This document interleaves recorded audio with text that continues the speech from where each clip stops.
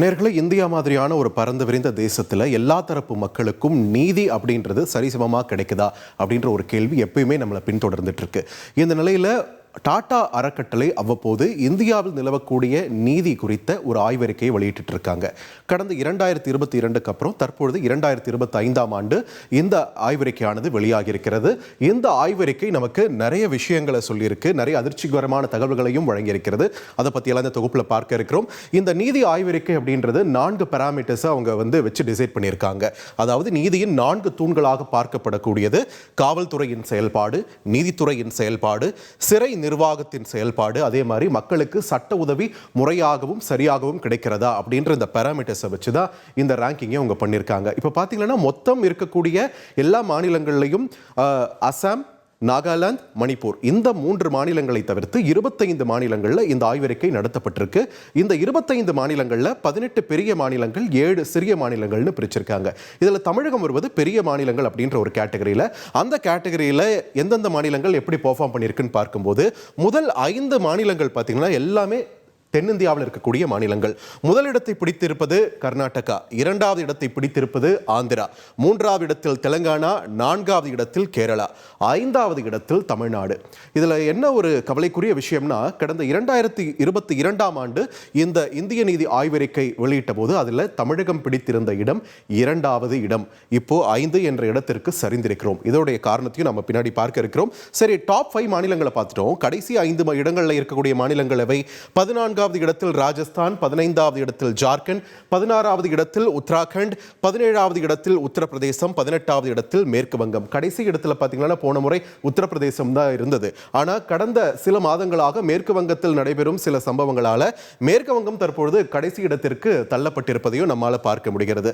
இந்த நிலையில் தமிழகத்தின் சரிவுக்கு காரணம் என்ன அப்படின்னு நம்ம பார்க்கும்போது அந்த 4 பாராமீட்டர்ஸ் சொன்னோம் இல்லையா, அதில் தமிழகம் எப்படி பெர்ஃபார்ம் பண்ணியிருக்குன்னு பார்க்கலாம். அந்த வகையில் காவல்துறையின் செயல்பாடை பொறுத்த வரைக்கும் 18 மாநிலங்களை ஒப்பிடும்போது 13வது இடத்துல தான் தமிழகம் இருக்கு. இது 2022 பார்த்தீங்கன்னா 7வது இடத்துல தமிழகம் இருந்தது. 7லிருந்து 13 என்ற நிலைக்கு நம்ம சரிஞ்சிருக்கிறோம். அதே மாதிரி சிறை நிர்வாகத்தை பொறுத்த வரைக்கும் இந்தியாவிலேயே சிறந்த மாநிலம் தான் அது தமிழகம் தான் அப்படின்னு சொல்லியிருக்கு இந்த ஆய்வறிக்கை. அதாவது சிறைக்கு ஒதுக்கக்கூடிய பட்ஜெட்டை முறையாக பயன்படுத்துறது மட்டும் இன்றி சிறையில் இந்த ஆட்குறைப்பு இந்த மாதிரியான விஷயங்கள்லாம் எதுவும் இல்லாமல் சரியான அளவில் ஸ்டாஃப் மெயின்டைன் பண்ணி சிறை நிர்வாகம் சிறப்பான அளவில் இருக்கு அப்படின்றதும் இந்த ஆய்வறிக்கை சொல்லுது. அதே நேரத்தில் நீதித்துறையின் செயல்பாடு தமிழகத்தை பொறுத்த வரைக்கும் 18 மாநிலங்களில் 3வது இடத்தில் தமிழகம் இருக்கிறது. நீதியை விரைந்து வழங்குதல் இந்த மாதிரியான விஷயங்கள்ல தமிழகம் ஒப்பீட்டு அளவில் கொஞ்சம் நல்ல பெட்டர் பெர்ஃபார்மன்ஸை கொடுத்துட்டு இருக்கு அப்படின்றதும் இந்த ஆய்வறிக்கையில் சொல்லியிருக்காங்க. அதே நேரத்தில் சட்ட உதவி கிடைப்பது அதில் பார்த்தீங்கன்னா 18 மாநிலங்களில் 16வது இடத்துல தமிழகம் இருக்கு. 2022 தமிழகம் 4வது இடத்துல இருந்தது. 4லிருந்து 16 என்ற அதல பாதாளத்தில் விழுந்திருக்கிறது.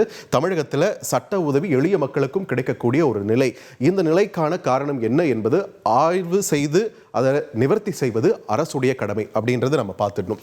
ஸோ இந்த நிலையில் இந்த தகவல்கள் என்னென்ன அதிர்ச்சிகரமான தகவல் இதில் வெளிவந்திருக்கு அப்படின்ட்டு நம்ம பார்க்கும்போது நிரம்பி வழிகின்றன சிறைச்சாலைகள். 100% தான் கெப்பாசிட்டினா இந்தியா முழுக்க 135% என்ற அளவுக்கு சிறைவாசிகள் இருக்கிறார்கள். இதில் ஏற்கனவே சொன்ன மாதிரி தமிழகம் சிறை நிர்வாகத்தில் ஒரு பெட்டராக பெர்ஃபார்ம் பண்ணுதுன்னு சொல்கிறோம் இல்லையா. தமிழகத்தில் 77% என்ற அளவில் சிறைவாசிகள் இருக்கிறார்கள். அதே அதிகபட்சமாக உத்தரப்பிரதேச மாநிலத்தில் 250% சிறைவாசிகள் இருக்கிறார்கள். Overcrowded to the max அப்படின்ற ஒரு சூழல் அங்கே இருக்குது அப்படின்னும் இந்த ஆய்வறிக்கை சொல்லுது. அதே நேரத்தில் இங்கே இருக்கக்கூடிய சிறைவாசிகள் 76% பேர் தீர்ப்புக்காக காத்திருப்போர், அண்டர் ட்ரையல் இருக்கக்கூடியவர்கள். இவங்களுக்கு தீர்ப்பு தாமதமாக 2லிருந்து 5 ஆண்டுகள் என்ற அளவில் தொடர்ந்து அவங்க சிறையிலே நீடித்துக் கொண்டிருக்கிறார்கள் அப்படின்ற ஒரு விஷயமும் இங்கே தெளிவாக இருக்கு. அதே நேரத்தில் நீதிபதிகள் பற்றாக்குறை அப்படின்ற ஒரு விஷயத்தையும் தொடர்ந்து பதிவு பண்ணி வருகிறது இந்த ஆய்வறிக்கை. அந்த வகையில் பார்க்கும்போது இந்தியாவை பொறுத்த வரைக்கும் சராசரியாக 10 லட்சம் மக்களுக்கு 50 நீதிபதிகள் அப்படின்றது தான் ரெக்கமெண்ட் பண்ணப்பட்ட ஒரு எண்ணிக்கை. ஆனால் இப்போதைய சூழலில் இந்தியாவில் 15 நீதிபதிகள் தான் 10 லட்சம் மக்களுக்கு இருக்காங்க. இன்னும் தமிழகத்தில் நிலவரம் பார்த்தீங்கன்னா 13 என்ற நிலையில் தான் இந்த எண்ணிக்கை இருக்கிறது.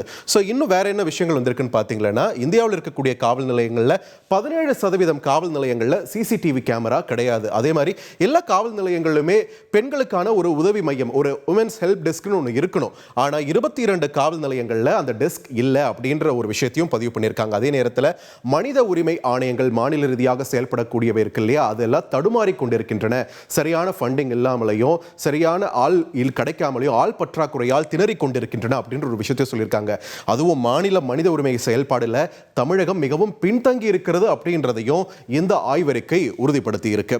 இந்த நிலையில காவல்துறை மற்றும் நீதித்துறையில் சமூக நீதி எங்கே அப்படின்ற ஒரு கேள்வியை இந்த ஆய்வறிக்கை எழுப்பியிருக்கிறது. இதனுடைய தரவுகள் அந்த அளவுக்கு நம்ம பிரீஃபா பார்த்தோம்னா இன்னும் அரை மணி நேரத்துக்கு இதை பத்தி பேசலாம். ஆனா அதை ஷார்ட் அண்ட் ஸ்வீட்டா சொல்லணும்னா சமூக நீதி இங்க பற்றாக்குறை இருக்கிறத நம்மளால பார்க்க முடிகிறது. ஏன்னு சொன்னீங்களன்னா காவல்துறையிலும் சரி நீதித்துறையிலும் சரி பெண்கள் இந்த அளவுக்கு பணியமர்த்த வேண்டும் அப்படின்னு ஒரு கோட்டா இருக்கு இல்லையா? அதுல இந்தியாவில் எந்த மாநிலத்திலுமே அந்த கோட்டா ஃபுல்ஃபில் பண்ணப்படலை. இன்னுமே பெண்கள் இந்த பணிகளில் பார்த்தீங்கன்னா குறைந்த அளவில் தான் பணியில் இருக்கிறார்கள் அப்படின்றதையும் இந்த ஆய்வறிக்கை பட்டவர்த்தனமாக்கி இருக்கிறது. பெண்கள்னு மட்டும் கிடையாது, இந்த பக்கம் பார்த்தீங்கன்னா பட்டியலினத்தவர், பழங்குடியினத்தவர், ஏன் மிகவும் பிற்படுத்தப்பட்டோர் ஓபிசி பிரிவில் இருக்கக்கூடியவர்கள் கூட ரெக்கமெண்ட் பண்ணப்பட்ட எண்ணிக்கையில் கிடையாது. தொடர்ந்து ஆள் பற்றாக்குறை நீடித்துக் கொண்டே இருக்கிறது. நீதித்துறையில் நீதிபதிகள் பற்றாக்குறை, அதே மாதிரி காவல்துறையில் உயரதிகாரிகள் இதுலையும் பார்த்தீங்கன்னா குறிப்பிட்ட சமூகங்களைச் சேர்ந்தவர்கள் அதிக அளவில் பார்க்க முடியல. கான்ஸ்டபிள் என்ற தரப்பில் பெண்கள் அதிகமாக இருந்தாலுமே அதிகாரிகள் என்ற தரப்பில் குறைவாக இருக்கிறார்கள். இந்த மாதிரி நிறைய குற்றச்சாட்டுகளும் தற்போது இந்த ஆய்வறிக்கையின் மூலமாக வெளிவந்து கொண்டிருக்கின்றன. இந்த நிலைகளை மாற்ற வேண்டியது யார் பொறுப்பு என்பதை அரசுதான் சிந்தித்து செயலாற்ற வேண்டும். உங்கள் தந்தி ஒன் தொலைக்காட்சியில் தெனாலிராமன் தினமும் மாலை 6 மணிக்கு காண தவறாதீர்கள்.